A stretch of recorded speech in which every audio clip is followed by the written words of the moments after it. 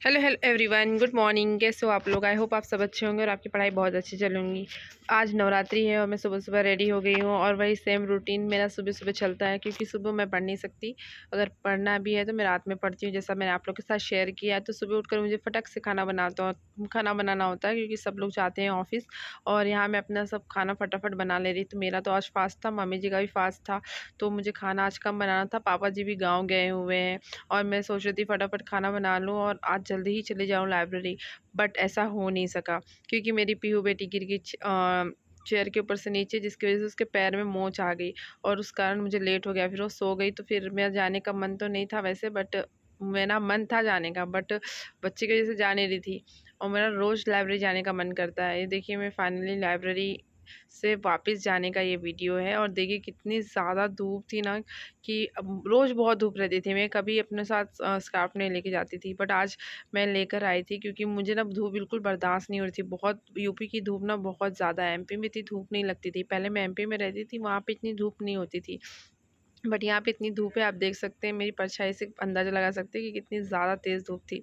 फिर पढ़ने के बाद मुझे यहाँ से 15-20 मिनट पैदल चल के जाना पड़ता है। फाइनली मैं अपने घर आ गई हूँ, जहाँ पूरा कचरा फैला हुआ है और ये सब मुझे ही क्लीन करना होगा आके, क्योंकि मैंने बताया कि मेरी मम्मी जी की तबीयत ख़राब है, वो कुछ कर नहीं पाती।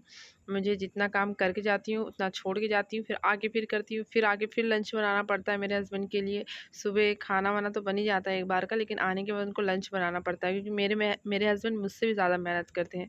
वो सुबह 6 बजे उठकर जाते हैं बीएचयू से जाके अपनी क्लिनिक खोलते हैं। क्लिनिक में 8 से 12 बजे तक काम करते हैं। फिर वहाँ पे घर आते हैं, फिर घर में 1-2 घंटा रेस्ट करते हैं, खाते हैं, लंच लेते हैं, फिर वो चले जाते हैं। 2 से लेके 11 बजे तक फिर वो काम करते हैं और फिर वो आते हैं।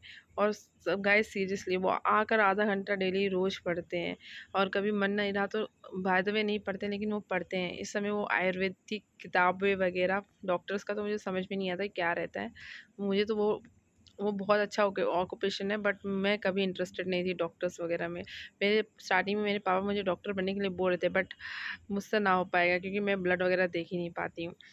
बहुत चीज़ें होती हैं जो कोई कर सकता है, कोई नहीं कर सकता है। फिर आज हमारा बीपीएससी टीआरई 3 का 9 टू 10 का आंसर की भी आ गया है। जिसने जिसने एग्ज़ाम दिया है वो देख सकते हैं। फिर मैं घर आती तो मेरे बच्चे बहुत खुश हो जाते हैं। और वो देखिए, मेरे बेटी के आपको दिख रहा होगा पैर में मोच आ गई है, तो पट्टी बंधी हुई है।